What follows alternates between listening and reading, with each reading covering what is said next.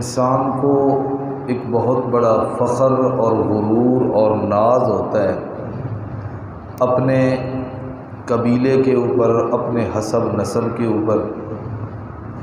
اللہ رب العزت نے اس حسب نسب کے غرور کو ختم کرتے ہوئے فرمایا، یا ایھا الناس، اے لوگو، انا خلقناکم من ذکر و انثی، ہم نے تم کو پیدا کیا مرد اور عورت سے، نر اور مادہ سے بنایا۔ وجعلناکم شعوبا و قبائل، اور تمہاری قبیلے ہم نے بنائے ہیں، جماعتیں اور گروہ بنائے ہیں، لتعارفوا، تاکہ تمہاری پہچان ہو سکے، تعارف ہو سکے۔ ان اکرمکم عند اللہ اتقاکم، بے شک سب سے زیادہ عزت والا تم میں سے اللہ کے نزدیک وہ ہے، اتقاکم، جو تم میں سے سب سے زیادہ اللہ سے ڈرنے والا ہے۔ اولاد آدم، جتنے بھی انسان دنیا میں آباد ہیں، دنیا کے جس کونے میں آباد ہیں، مسلمان ہیں یا غیر مسلم ہیں، جو بھی ہیں، سب کے سب حضرت آدم اور حضرت حوا کی اولاد ہے۔ کوئی اپنے آپ کو بڑا کہے یا اپنے آپ کو چھوٹا سمجھے، کوئی اپنے آپ کو حسب نسب کے اعتبار سے اونچا سمجھے یا دوسرے کو کم تر سمجھے، ہیں تمام کے تمام اولاد حضرت آدم علیہ السلام کی۔ نبی پاک صلی اللہ علیہ وسلم نے بھی فرمایا، انا سید ولد آدم، میں اولاد آدم کا سردار ہوں، میں آدم علیہ السلام کی جتنی اولاد ہے اس سب کا سردار ہوں، لیکن لا فخر، مجھے اس بات پر کوئی فخر نہیں ہے۔ لوگوں کو اپنے حسب نسب پہ بڑا غرور ہوتا ہے، بڑا فخر ہوتا ہے، بڑا ناز ہوتا ہے۔ اللہ رب العزت نے کہا یہ قبائل، یہ تمہاری تقسیم حسب نسب کی، یہ تو پہچان کے لیے ہے، تعارف کے لیے ہے۔ جس طرح نام رکھے جاتے ہیں لوگوں کے، فلاں کا یہ نام ہے، یہ نام ہے، یہ نام ہے، تو نام بھی کس کے لیے ہیں؟ پہچان کے لیے۔ اسی طرح علاقے کا، مختلف علاقوں کے مختلف نام ہیں، تو وہ بھی کس لیے؟ پہچان کے لیے۔ علاقوں کے اندر پھر ان کو مختلف محلوں کے اندر اس شہر کو تقسیم کیا جاتا ہے، یہ فلاں محلہ ہے، یہ فلاں ہے، یہ فلاں ہے، کیوں؟ تعارف کے لیے، پہچان کے لیے۔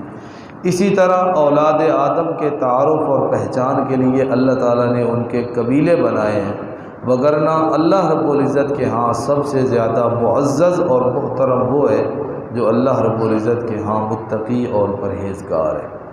نبی پاک صلی اللہ علیہ وسلم کو اللہ نے جس قبیلہ کے اندر پیدا فرمایا، کائنات کے تمام قبائل میں سے سب سے اونچا قبیلہ، سب سے معزز اور سب سے محترم قبیلہ، اگر نبی علیہ السلام کے قبیلے سے اونچا کسی اور کا کوئی بظاہر دنیاوی اعتبار سے معزز ہوتا تو اللہ اپنے پیغمبر کو اس کے اندر پیدا فرماتے۔ تو سب سے حسب نسب کے اعتبار سے سب سے اونچا قبیلہ وہ، اور اسی قبیلے کا ایک فرد ہے جس کا نام ابو لہب ہے، اور جس کو ہر مسلمان قرآن پڑھنے والا تبت یدا ابی لہب کہہ کے بد دعا دیتا ہے، وہ اسی قبیلے کا فرد ہے۔ اور اس کے بالمقابل غلام ابن غلام ابن غلام ابن غلام، جس کی بظاہر شکل و صورت بھی اتنی کوئی خوبصورت نہیں ہے، خوبصورتی کے مالک نہیں ہے، نام ان کا بلال ہے۔ آج بھی بلکہ قیامت تک کلمہ پڑھنے والے مسلمان ان کو اپنا مقتدا اور رہبر اور پیشوا مانتے ہیں۔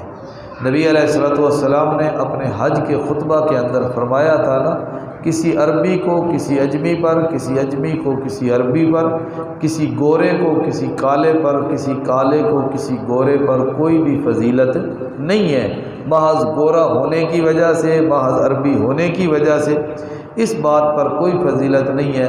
اگر فضیلت ہے تو وہ ایمان اور تقوی کی وجہ سے ہے۔ حضرت عمر رضی اللہ تعالی عنہ فرماتے ہیں، انا کنا اذل قوم، ہم تو ذلیل لوگ تھے، فَأَعَزَّنَا اللَّهُ بِالْإِسْلَامِ، اللہ نے یہ عزتیں جو ساری ہم کو دی ہیں یہ اسلام اور ایمان اور تقوی کی وجہ سے دی ہیں۔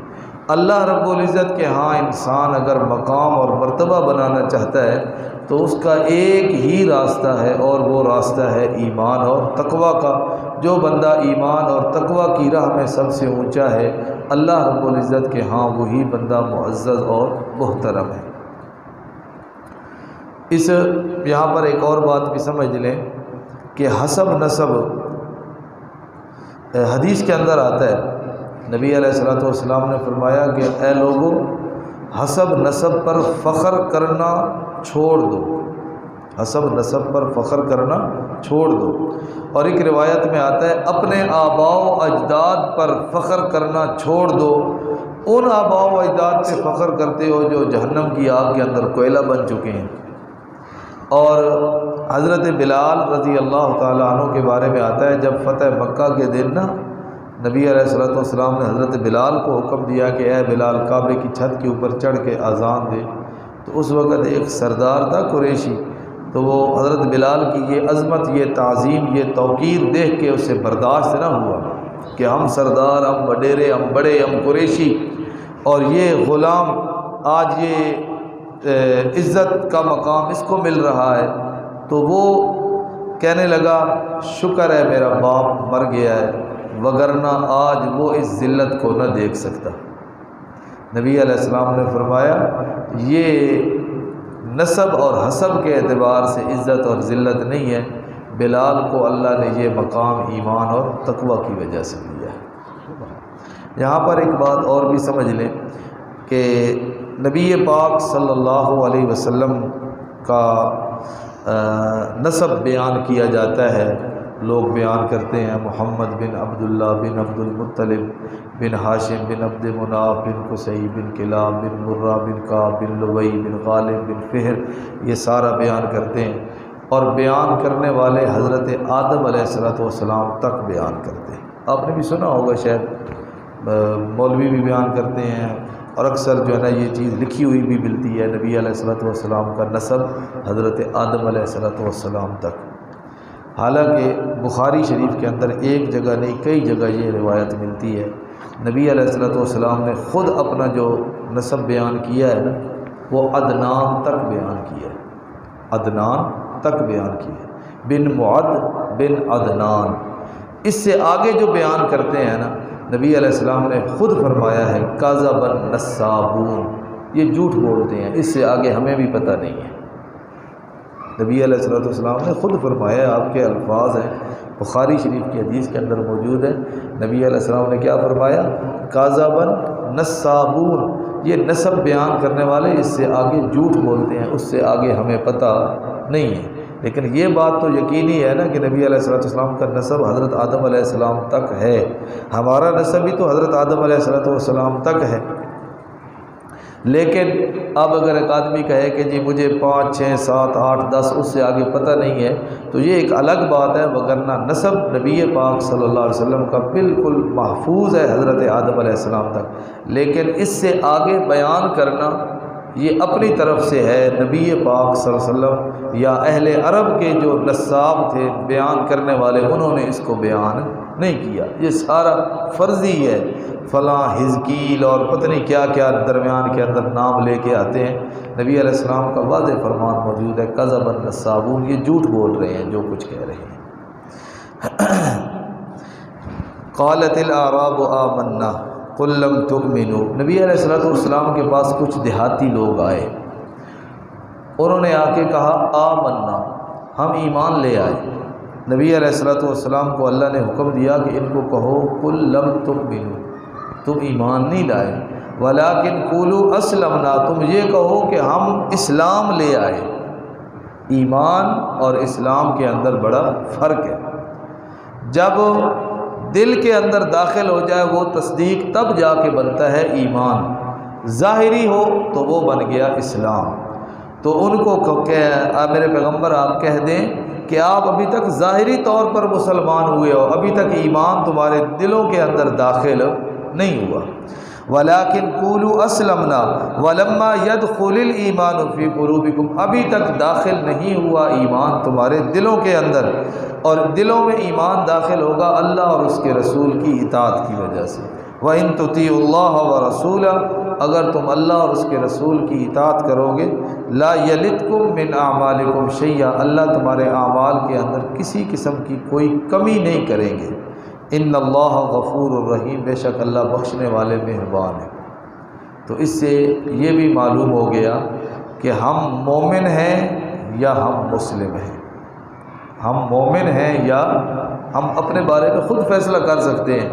اگر ہم اللہ اور اس کی رسول کی اطاعت کے اوپر مکمل طور پر لگے ہوئے ہیں پھر تو ہیں ہم مومن، اور اگر صرف زبانی ہمارے دعوے ہیں اور عملی طور پر ہماری زندگی صفر کی طرف جا رہی ہے تو پھر ہمارا وہ زبانی دعویٰ ہے، ہمارے دلوں میں ایمان ابھی تک داخل ہوا نہیں ہے۔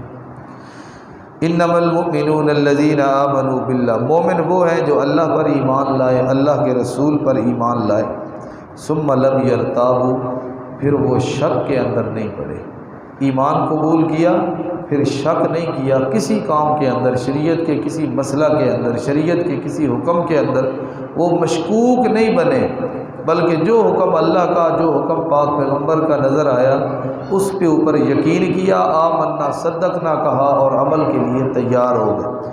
وجاہدوا باموالہم وانفسہم فی سبیل اللہ، اور انہوں نے اپنی مالوں اور جانوں کے ساتھ اللہ کے راستہ میں جہاد کیا۔ اولئک ھم الصادقون، یہی لوگ ہیں جو سچے ہیں اپنے دعوے ایمان کے اندر، یہی لوگ سچے ہیں، یعنی کس بات میں سچے ہیں؟ ایمان کے دعوے کے اندر سچے ہیں۔